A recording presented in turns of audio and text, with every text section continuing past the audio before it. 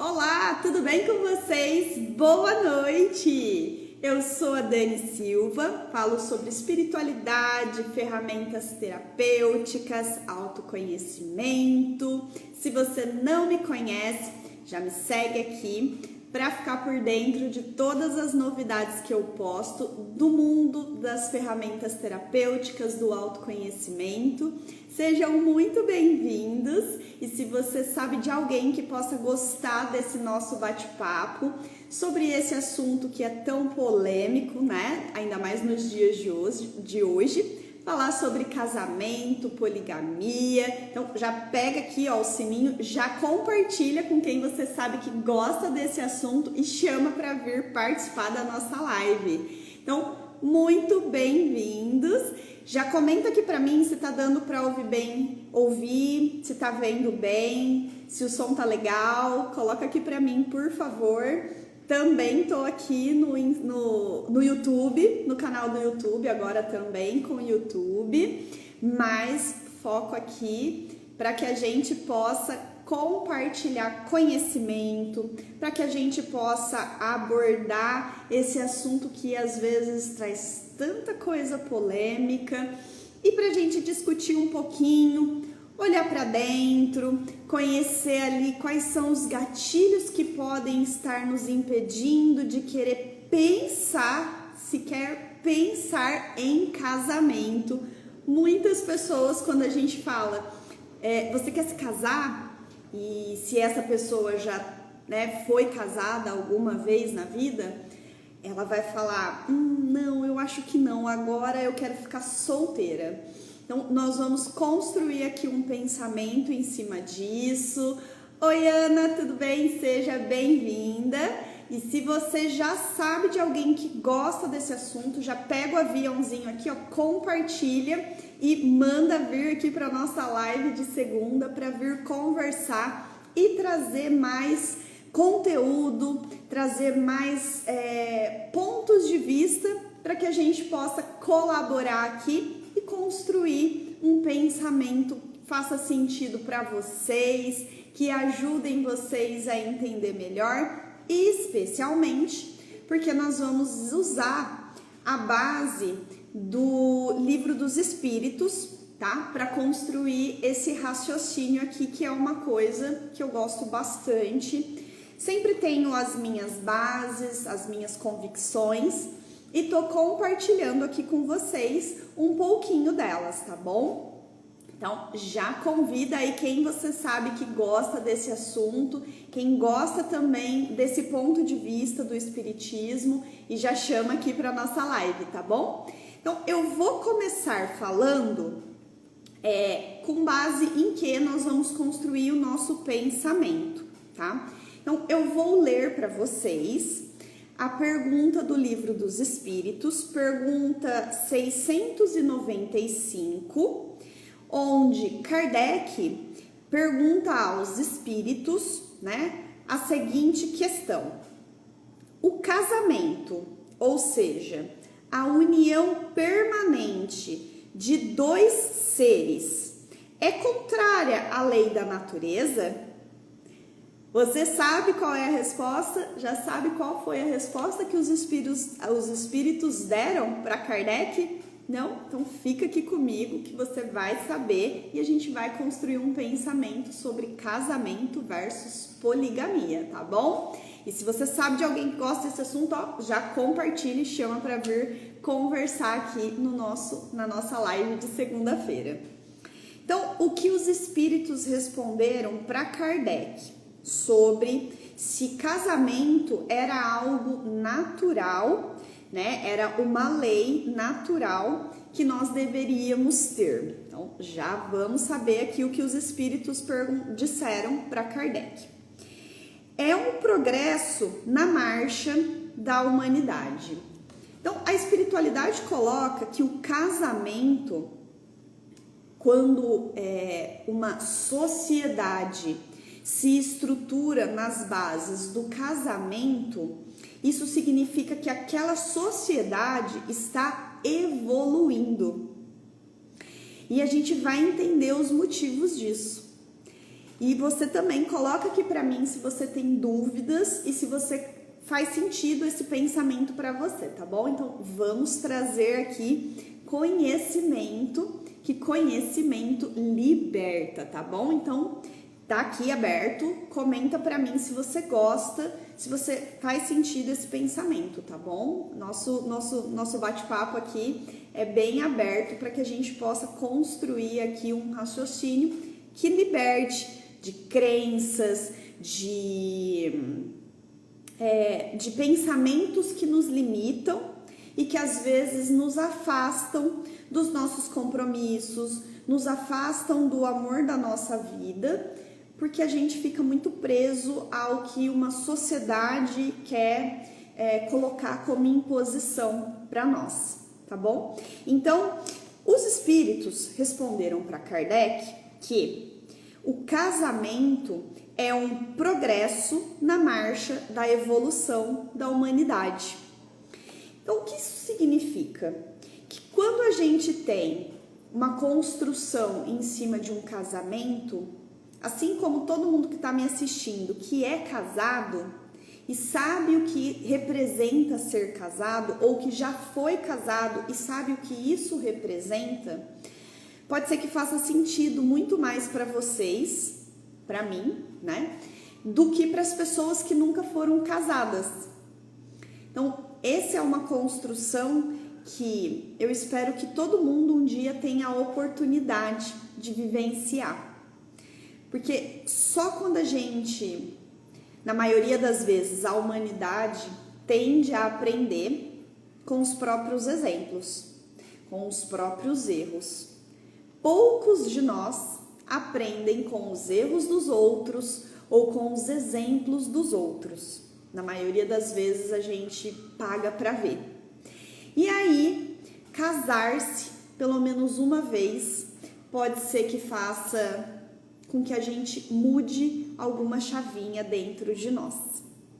Então, comenta aqui para mim se faz sentido, se você é casada, se você já foi casada algum dia, se você sente que só o fato de ter, dividido um espaço, dividido um relacionamento, dividido sentimentos, dividido contas, dividindo espaço físico, se isso modificou você de alguma forma, tá? E agora a gente vai trazer uma construção um pouquinho maior para nós entendermos o que Kardec fala, tá, sobre o casamento.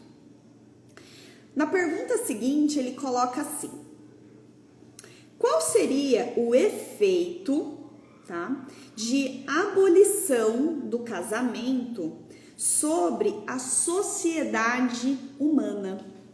Então, o que Kardec queria saber é: o que aconteceria se nós, como sociedade, por exemplo, aqui no Brasil, nos Estados Unidos, na China, na Alemanha, no Japão, se como um todo a nossa sociedade humana não casasse mais, não tivesse esse propósito?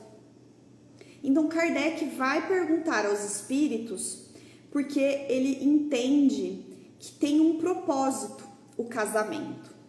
E olha o que a espiritualidade responde para Kardec: o retorno à vida dos animais.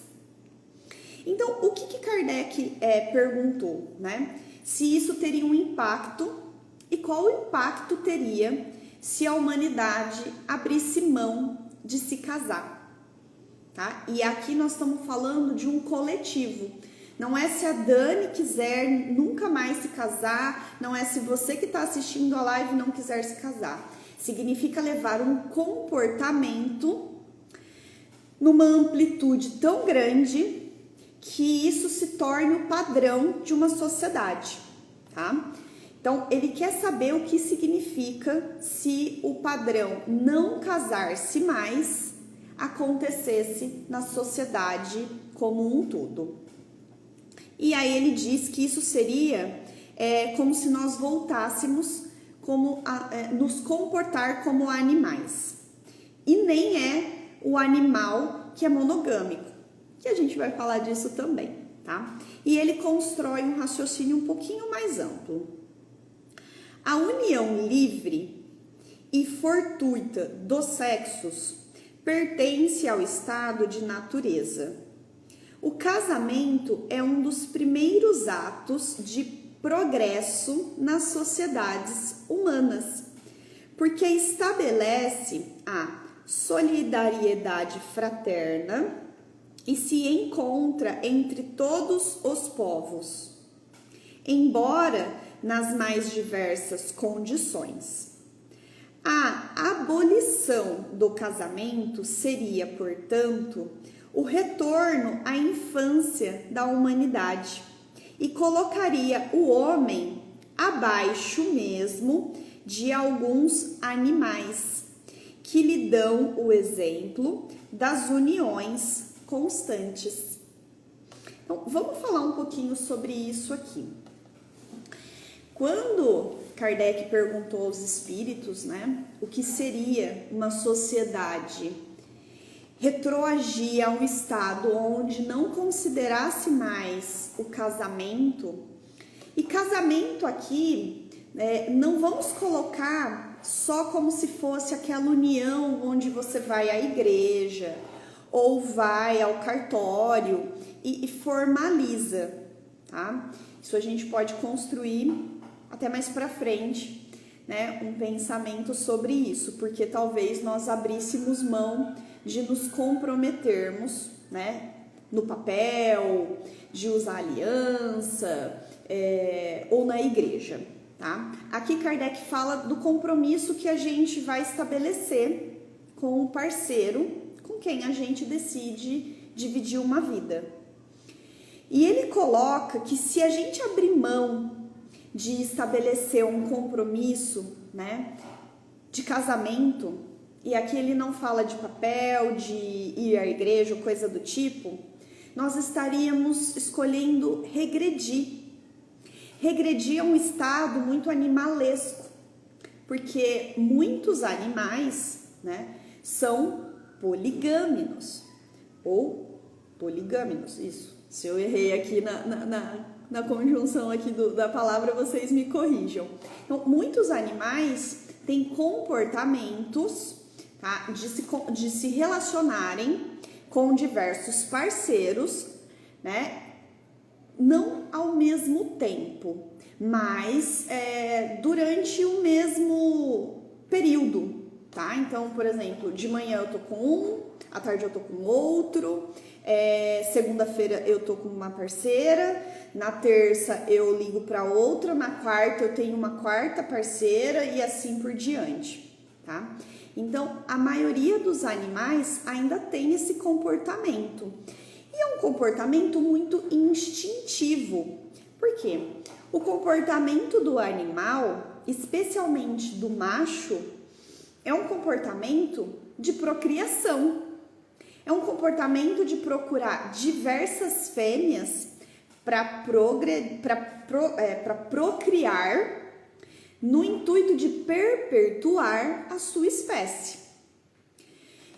Esse também é um intuito da humanidade, porque se nós não tivéssemos esse instinto de perpetuar a espécie, a humanidade poderia ter se extinguido no passado. Então, é por isso que existe, por exemplo, numa relação sexual, o prazer. Imagina que se não houvesse prazer numa relação sexual, não haveria a busca, né, de parceiros para procriar e talvez nós tivéssemos nos perdido como humanidade lá no passado. E mais que isso, se nós tivéssemos ficado então somente no prazer, no instinto animal do sexo, da procriação, e se isso não tivesse mais nenhum propósito, nós teríamos parado lá também, porque o que teria acontecido conosco no passado, que é diferente do que acontece no casamento. No passado, o instinto era de procriar Então a mulher, né, ficava ali defendendo o seu território, né, a sua casa, o seu espaço e protegendo os filhos, tá? E os homens tinham como instinto caçar, trazer alimento para dentro de casa e procriar. E muitas vezes eles se relacionavam com diversas mulheres. Porque imagina um período onde não tinha a proteção de muros, não tinha proteção de cerca elétrica, não tinha a proteção básica sequer para defender as mulheres e os seus filhos, por exemplo, recém-nascidos, de presas ou de predadores como os animais. Então a gente está falando lá do começo, do que a gente conhece, do que a gente entende, da formação ali de um casamento que não era bem um casamento ainda, era só uma ligação meio que instintiva, uma ligação de homem com mulher para satisfazer instinto de relação sexual e instinto de procriação. Então é por isso que o homem, inclusive, se relacionava com diversas parceiras, porque se uma parceira junto com o filho morresse durante um ataque, outras parceiras estariam vivas, outras crianças estariam vivas e perpetuariam a espécie, tá? Então comenta aqui para mim se faz sentido para você essa construção. E aí o tempo foi passando, tá? E as relações foram ficando mais elaboradas no sentido de começar a termos sentimentos. Então, alguns parceiros começam a desenvolver um sentimento por algumas parceiras. E aí eles começam a querer ter relacionamentos mais monogâmicos. Mas isso a gente está falando de uma evolução bastante lenta, tá? Mas vamos acelerar aqui o processo, porque não tem tempo da gente ficar contando aqui como foi passo a passo. Inclusive, eu não tenho esse gabarito todo para falar como foi a história da evolução humana nesse sentido, tá bom? Mas vamos pensar aqui do que a gente aprende na escola, do que a gente aprende na história, do que a gente vê, né, por exemplo, nessas relações. Então, foi se desenvolvendo e trazendo a equação, né, mais uma variável para essa equação, que são os sentimentos. E é aí que a gente começa a ter relações monogâmicas. Por quê? Porque a gente começa a desenvolver afeto, carinho, respeito e o amor, admiração e então o amor por um parceiro. E isso faz com que a gente queira ficar com aquele parceiro por muito mais tempo. E aí onde começa a desenvolver as relações mais monogâmicas. E por que, por exemplo, a gente tem exemplo de alguns animais que são monogâmicos e por que eles mantêm esse padrão segundo os estudos ali da ciência, observando o comportamento desses animais. Então, eu vou trazer alguns aqui que eu pesquisei. Por exemplo, o pinguim imperador, que é aquele pinguim bonito, grandão, que aqui a cabeça dele é branquinha e o corpo é preto, tá? Esse é um animal que é monogâmico, que ali eles têm uma relação definida, que a fêmea cuida dos filhotes, a fêmea defende o território e o macho sai para caçar e muitas vezes quando ele se aproxima ele também defende a fêmea e o filhote. Ele ajuda a criar e a cuidar do filhote também, tá? Os lobos têm esse comportamento monogâmico, a arara vermelha, o cisne, a coruja, a águia de cabeça branca, são animais que têm esse comportamento que se assemelham com o comportamento de uma família, especialmente uma família que ainda é mais instintiva, né? E o que a gente está falando? Então, a gente está falando de algumas tarefas que precisam ser feitas, por exemplo, e todos esses animais têm uma particularidade que os seus filhotes, por exemplo, demoram para se desenvolver e conseguir autonomia, assim como os bebês.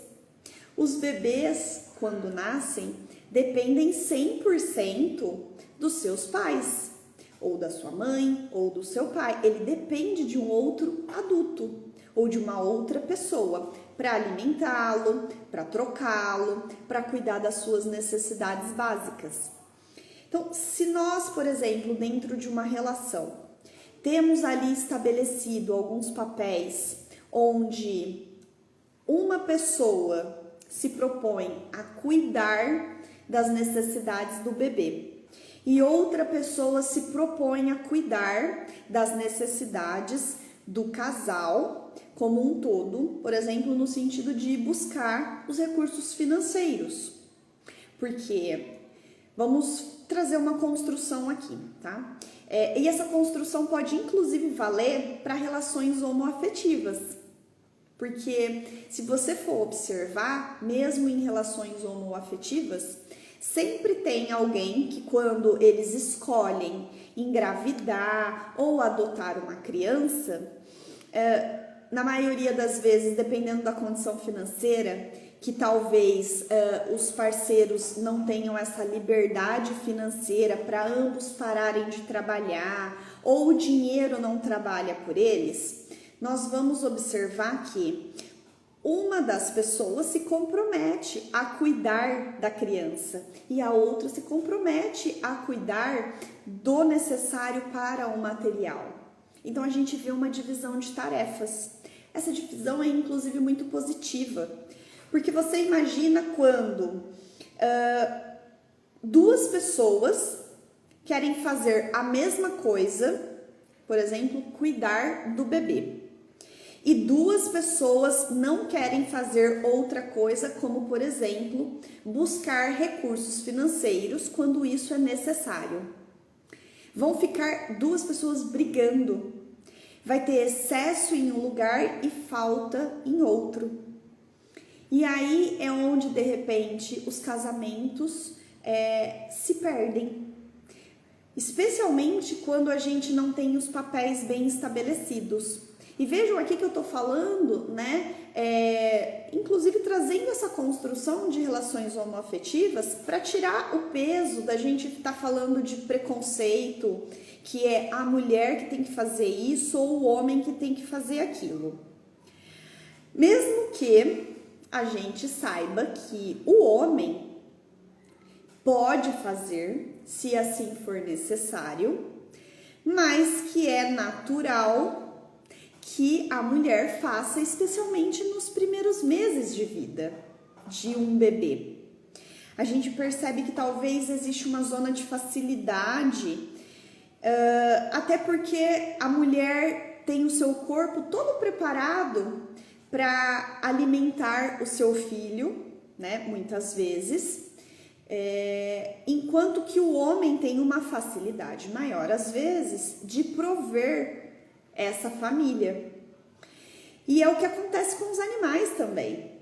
Então, os homens ou os machos têm essa capacidade de ir a campo para prover, e a mulher tem a capacidade de ficar, por exemplo, em casa, no seu lar ou no ambiente, seja ele qual for, né, escolhido ali pelo casal, para cuidar das necessidades do bebê. E é por isso que hoje em dia, às vezes, é muito difícil estabelecer essa divisão. Muitas vezes as mulheres acreditam que os homens deveriam fazer tudo o que elas fazem, porque as mulheres foram empurradas para o caminho de fazer tudo que os homens fazem também.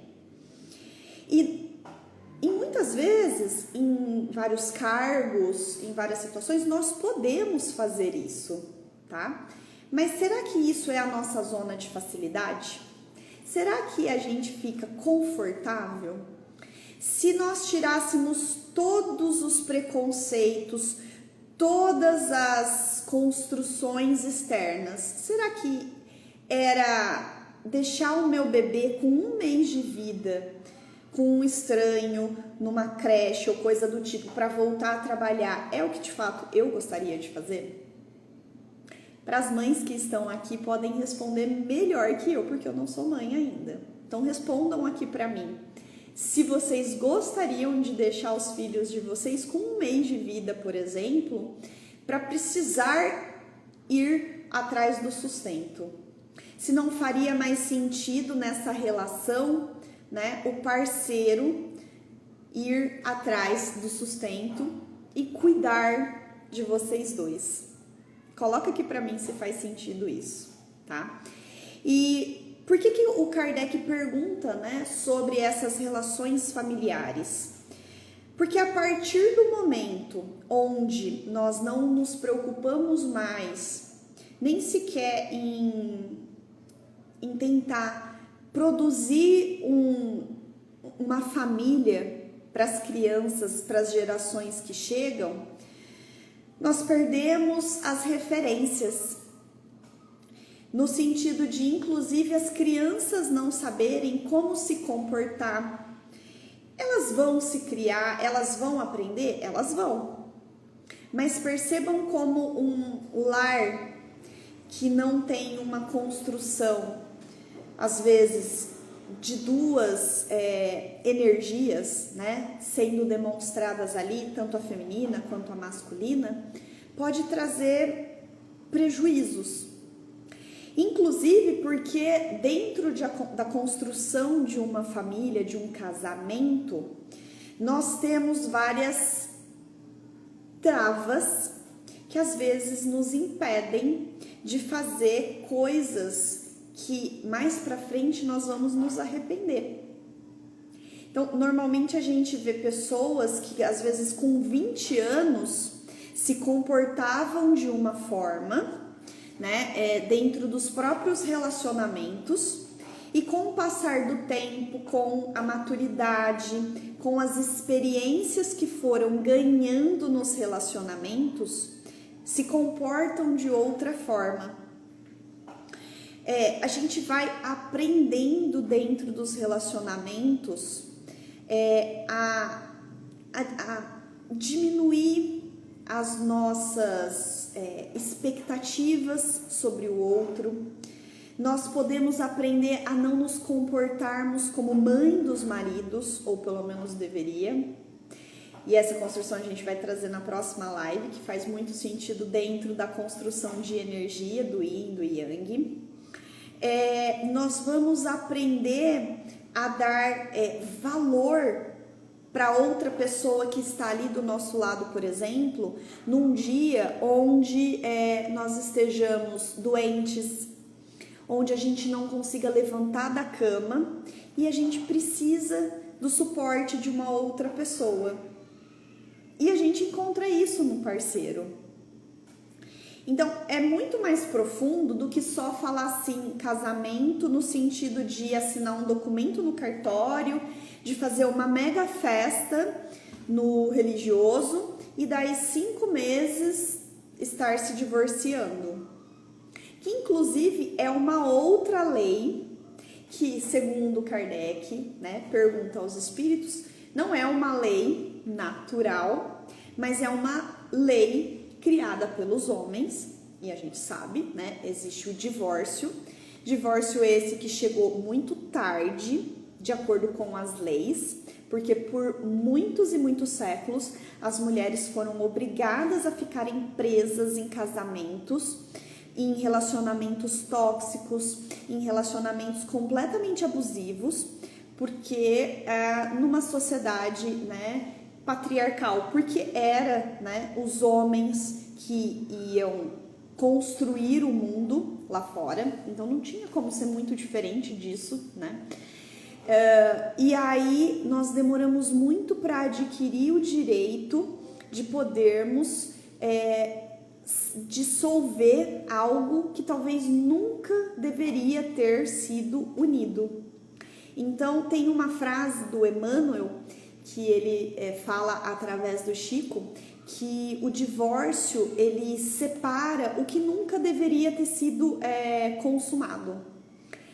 E isso está muito ligado, por exemplo, com a nossa falta de autoconhecimento, nossa falta de merecimento, porque se nós soubéssemos quem nós somos, nós conhecêssemos nossos valores interiores, nós teríamos muito mais condições de escolhermos parceiros que tivessem afinidades com os nossos valores, que tivessem percepções de mundo, que tivessem sonhos que se assemelhassem com os nossos.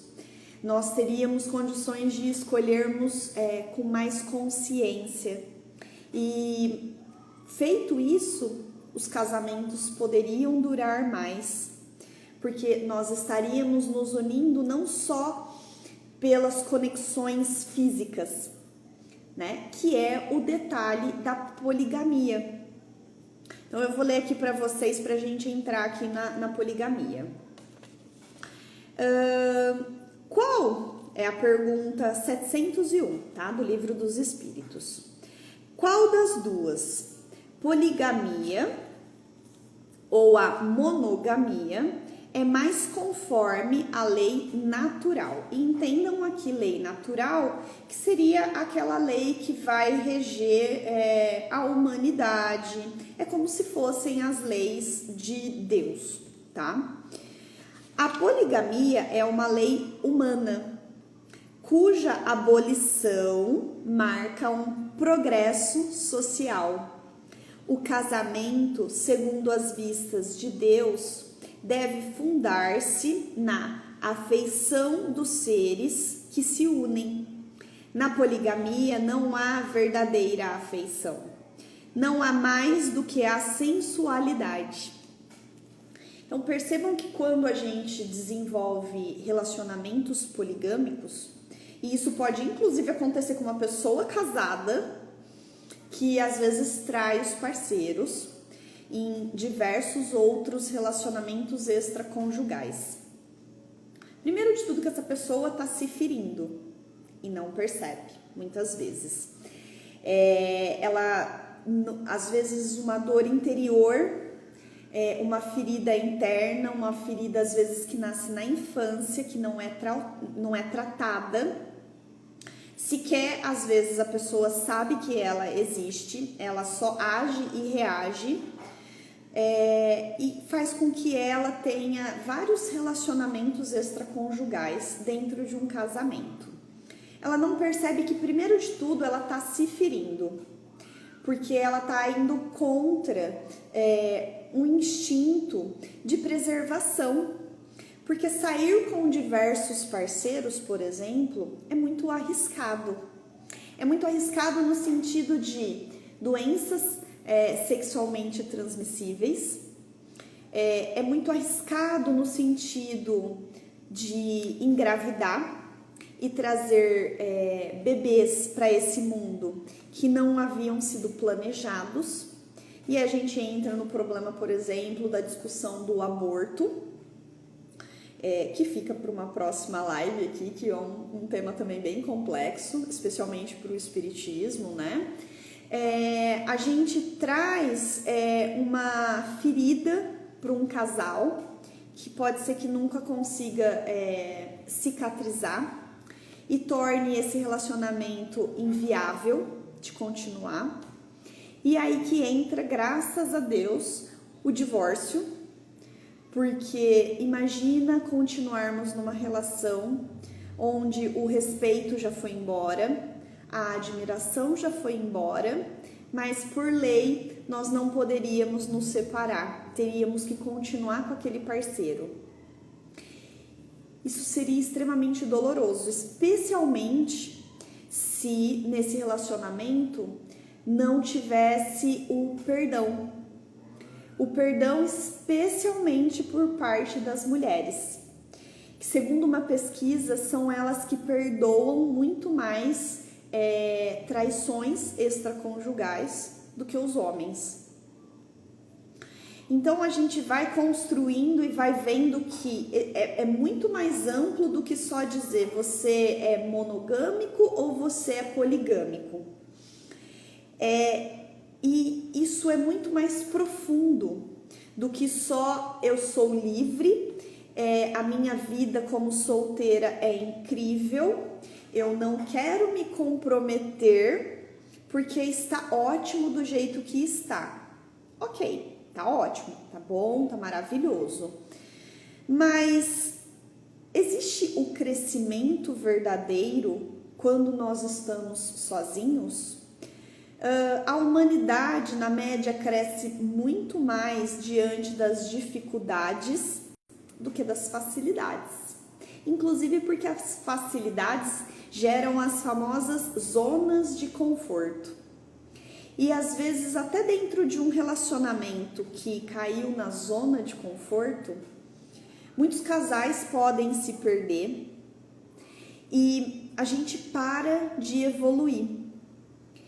E aí a gente para de olhar para dentro, a gente para de olhar para o parceiro, e isso pode trazer para nós uma acomodação que ou a gente mantém-se nesse relacionamento e ele fica totalmente sem graça, mas eu me pego pensando ruim aqui, pior lá fora.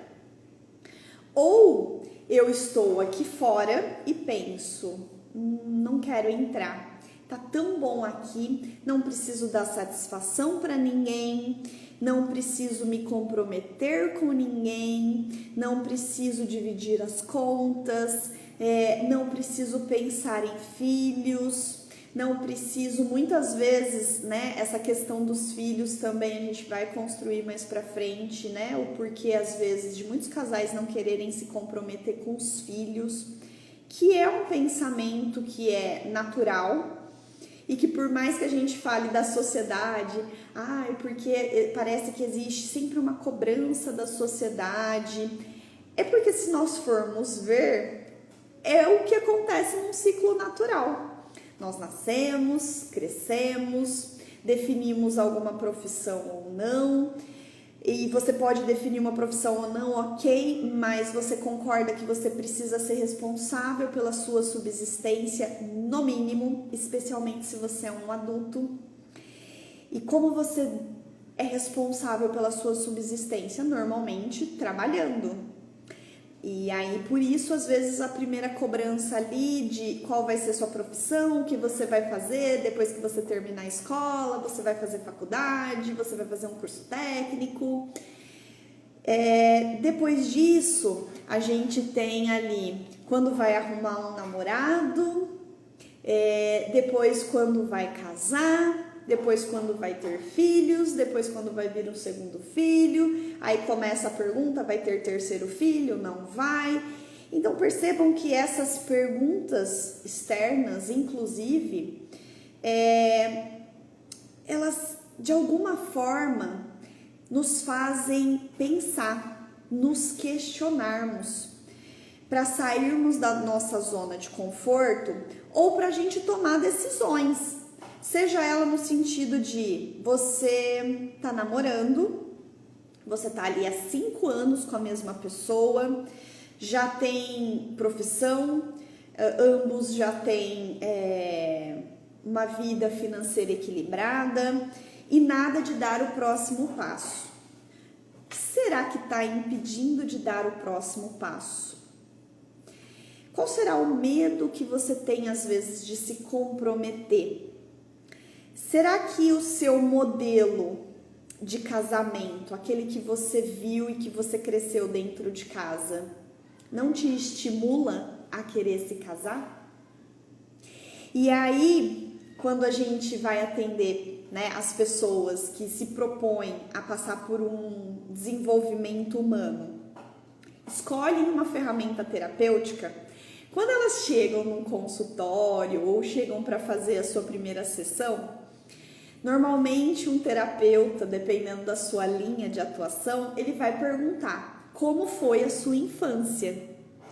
E muitas vezes as pessoas chegam aqui e falam assim, não, eu quero resolver uma questão do meu casamento, tô com um problema no meu casamento. E o terapeuta, ok, mas como foi a sua infância? Como é a sua relação com o seu pai? Como é a relação com a sua mãe? E a pessoa diz novamente, não, você não entendeu, eu não quero falar dos meus pais, eu nem tenho contato com o meu pai. Meu pai sumiu no mundo, não sei nem quem é, largou a minha mãe sozinha. E aí você diz, eu quero tratar do meu casamento. Ok, será que você não está repetindo um modelo que você viu em casa? Ou será que você não teve um modelo em casa? E aí essa é a dificuldade nesse exato momento? E por que eu tô trazendo isso, gente? Porque não estou dizendo que a Daniele é perfeita. Quem me conhece sabe que tá bem longe disso. Estou dizendo que esse é o dilema de toda a humanidade. E é por isso que nós estamos aqui. Porque nossas relações em diversos momentos são prejudiciais. Nossas relações em diversos momentos também não tiveram bons exemplos. E é por isso que a gente tem tantas ferramentas terapêuticas para nos ajudar a curar as nossas feridas interiores, a curar a criança machucada lá da infância. Muitas vezes esse machucado, né, que pode ter acontecido propositalmente, né, por algum dos nossos cuidadores, ou pode ter sido simplesmente porque foi assim que eles aprenderam e eles fizeram o melhor que eles podiam por nós. E aí a gente precisa aprender a lidar com isso, porque todas as feridas da infância, de uma forma ou de outra, elas se refletem na nossa fase adulta. E quando a gente não percebe que isso acontece, a gente só vai repetindo comportamentos e a gente não faz ideia de onde aquilo está vindo. E isso é muito ruim. É muito ruim porque muitas vezes a gente não sabe nem como estancar dores e sofrimentos. E é aqui que entra, por exemplo, ferramentas terapêuticas. São ferramentas que podem te auxiliar a entender quais os processos na infância que estão prejudicando as suas relações na fase adulta. Então, percebam como essas relações que a humanidade estabeleceu, como o casamento, é uma relação necessária para trazer essa construção de evolução na nossa vida, para nos estimular a ter responsabilidades, responsabilidade com o nosso parceiro, responsabilidade com a criança que foi gerada dentro daquele lar, transformar a casa, né, telhadinho com paredes, num lar, é responsabilidade de um casal. E pode ser um casal homoafetivo, pode ser um casal heteroafetivo. Aqui a nossa construção não tem nenhuma pretensão de falar de gênero, tá? Nossa construção tem a pretensão de falar da sua intenção. Quantos casais homoafetivos que têm relacionamentos há mais de 30, 40 anos, tem um lar extremamente estruturado, existiu amor, existiu respeito, existiu carinho, existiu educação, se propuseram a, por exemplo, pegar crianças que foram abandonadas em orfanatos e cuidar delas, dar um lar para essas crianças. Então, a nossa pretensão aqui não é falar de modelo, tá? Nossa pretensão é trazer esse despertar para os nossos compromissos, para os nossos relacionamentos. Aquela frase, eu pego, mas não me apego, não te estimula, por exemplo, a desenvolver sentimentos. Tá sempre naquela relação muito superficial com o outro, muito vazia, que não faz com que a gente possa ser quem a gente é na presença das outras pessoas. Porque a gente precisa sempre mostrar nossa melhor versão. Porque será que o outro ficaria se eu mostrasse quem eu realmente sou? E cansa usar uma máscara sempre. Isso quando a gente não se esquece de quem nós somos. E aí, quando a gente se esquece de quem nós somos, a gente se perde. Então, dentro de um casamento, dentro de um relacionamento onde o sentimento, né, o respeito, a admiração é um norte para esse compromisso, e é óbvio que precisa existir o prazer, precisa existir a química, tá? Então, não estamos isolando essa variável ou tirando ela da equação, muito pelo contrário. Eu gosto muito da abordagem do pastor Cláudio Duarte, que fala como deveria ser a sua busca por um parceiro, né, de vida. Qual deveriam os seus pilares que você tem? Então, por exemplo, você conhece uma pessoa, tá? E aí a primeira coisa que você faz é olhar para essa pessoa. Então, percebam que os primeiros sentidos que foram aguçados é visão. E aí a visão olha para o aspecto físico dessa pessoa, a harmonia, se você se afiniza com aquela aparência física, se aquela aparência física te chama a atenção. E aqui nós não estamos construindo nenhum tipo de padrão, tá? Nós estamos dizendo para aquelas pessoas, ou, né, vamos trazer para nós. Então, por exemplo, eu saio e aí eu tô num lugar e de repente eu olho para um homem e falo, me interessei. Ele tem algum padrão físico que faz sentido para mim, tá? Beleza. Aí eu começo aquela coisa da paquera e de repente o cara também me percebe. O homem também me percebe, olha para mim e fala, ela também tem alguns atributos que me chamam a atenção. Especialmente o homem, que é muito mais visual que a mulher.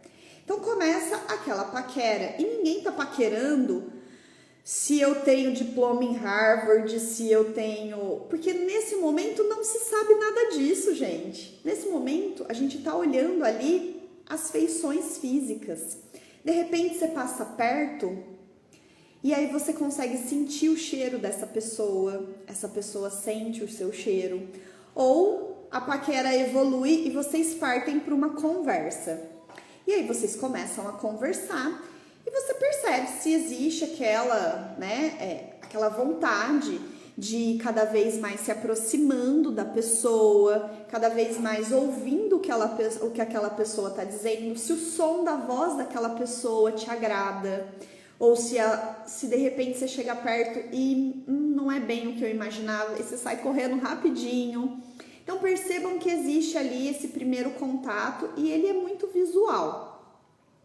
Só que se a gente se limitar a só isso e olhar, por exemplo, nossa, que corpo escultural, incrível, e não tiver outros atributos que façam sentido, é muito provável que a gente vá descambar para relacionamentos poligâmicos, que é aquele relacionamento que ele fica muito mais na superfície da sensualidade do que partir para o próximo nível. Ok, agora eu quero conversar com essa pessoa, eu quero saber quem ela é, quero conhecer quais são os valores dessa pessoa, quero saber o que ela pensa, quero saber quais são os gostos, quero saber se a rotina dela se encaixa com a minha, quero saber como ela foi criada, quero saber se ela numa conversa tem condições de me respeitar como ser humano.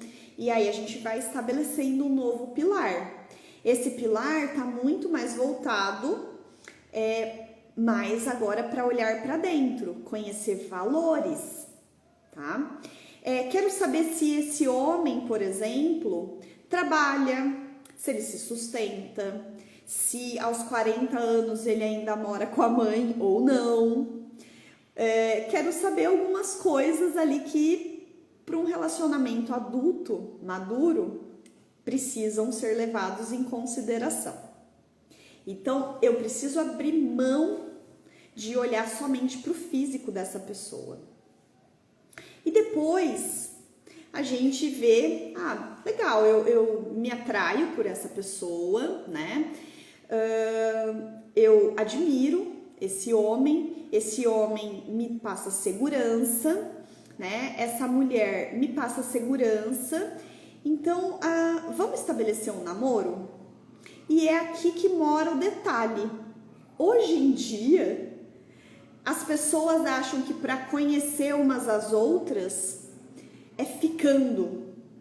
E às vezes você passa meses ficando com uma pessoa e você fica conhecendo sempre no superficial, porque você fica com essa pessoa, você conhece, e o ficando normalmente inclui o relacionamento sexual, mas o relacionamento emocional, conhecer essa pessoa de verdade, como ela é na casa dela, como ela é com os pais dela, como ela é com os irmãos, como ela é com os amigos. Você não tem esse contato, porque isso é coisa de namorados. E as pessoas acham que namorar é casar. Então a gente foi trazendo para trás a nossa régua. Então assim, antigamente você conhecia essa pessoa, conversava, desenvolvia ali um papo, via se fazia sentido e você começava a namorar para ter intimidade e para realmente ver se tudo que aquele homem te falava era verdade, ou se ele só não estava falando aquilo tudo para te conquistar e te levar para cama. E aí depois disso, né, você fica namorando com essa pessoa por um tempo e aí o namoro pode acabar, que namoros foram feitos para acabar, e você pode também falar, não, eu gostei dessa pessoa, então agora nós vamos nos casar, esse próximo passo. Mas hoje em dia as pessoas vão só ficando, então elas têm muito contato íntimo, né, carnal, e pouquíssimo contato sentimental, emocional. E é por isso que não se desenvolve laços. E é por isso que muitas vezes o ficante não vira namorado, que dirá casamento. Então, se você tá aqui e tá solteira, coloca aqui pra mim se faz sentido essa construção e se você já passou por isso. Então, muitas vezes, hoje em dia, não se chega ao casamento porque a gente não está mais levando em consideração os passos que deram certo antes. E aí, essa desconstrução da família, não, o amor livre, cada um ama do jeito que dá, eu não preciso me relacionar, eu não preciso de um relacionamento. Ok, a gente fica bem confortável, solteira, sozinha, mas a gente não cresce. E nós não viemos ao mundo para ficarmos no confortável. Nós não viemos no mundo para estabilizar, no sentido de parar a nossa evolução.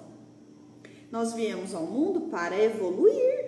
Nosso plano reencarnatório, muitas vezes, inclui casamentos, porque é através dos casamentos ou dos relacionamentos que nós crescemos.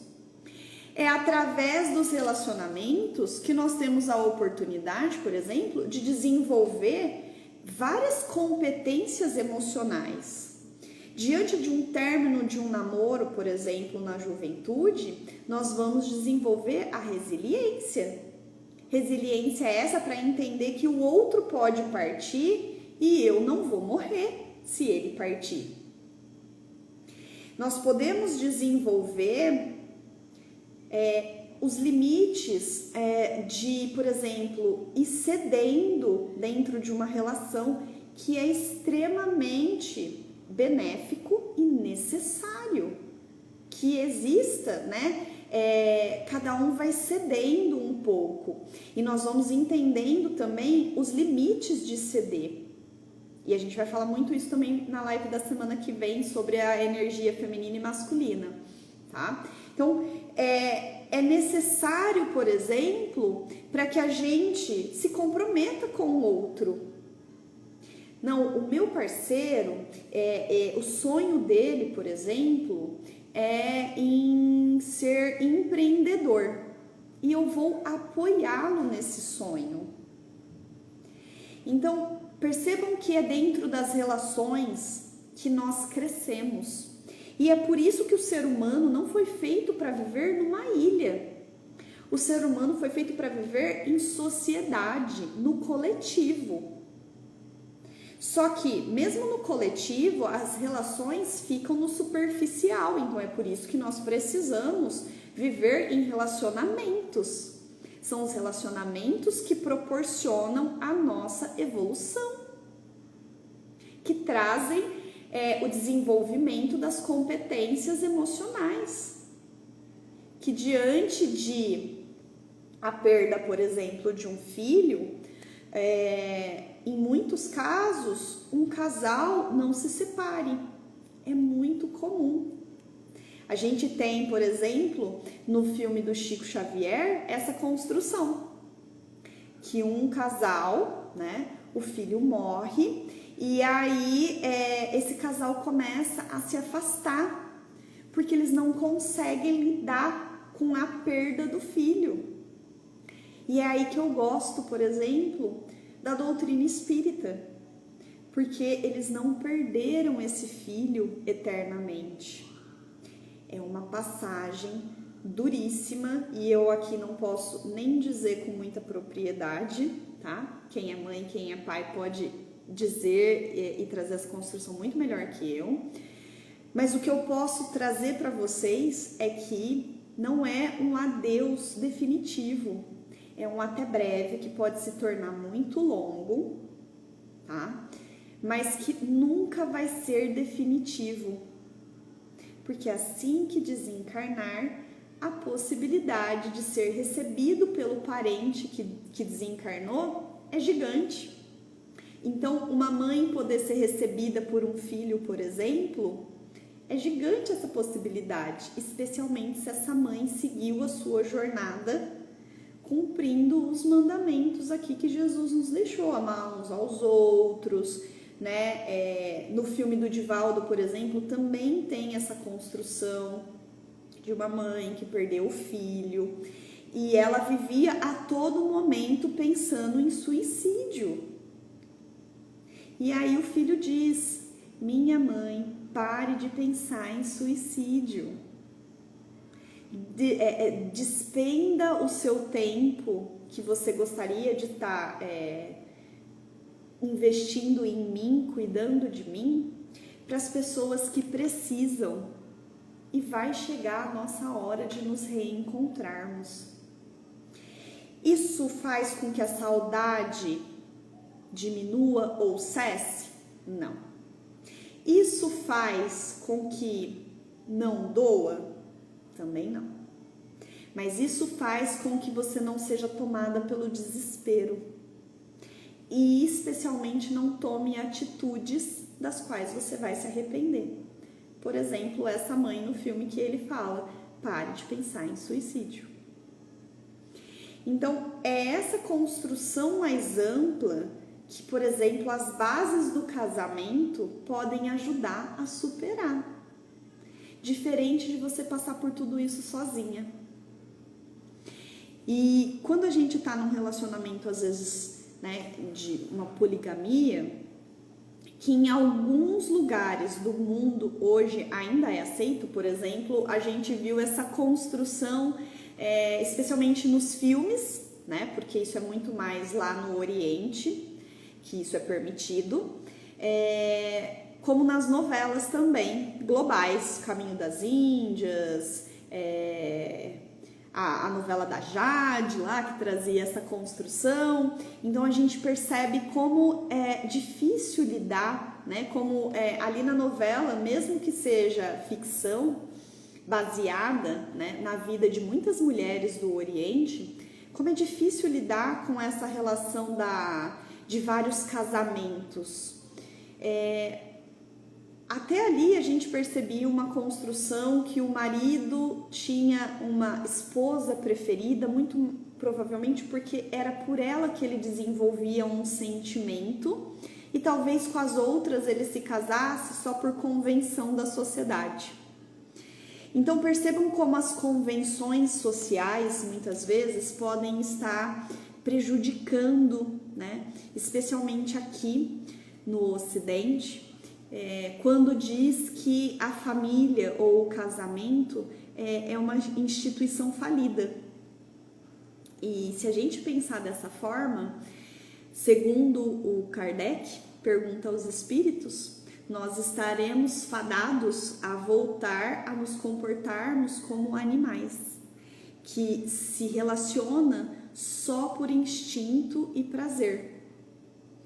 E isso faria com que o nosso progresso fosse atrasado em muito tempo.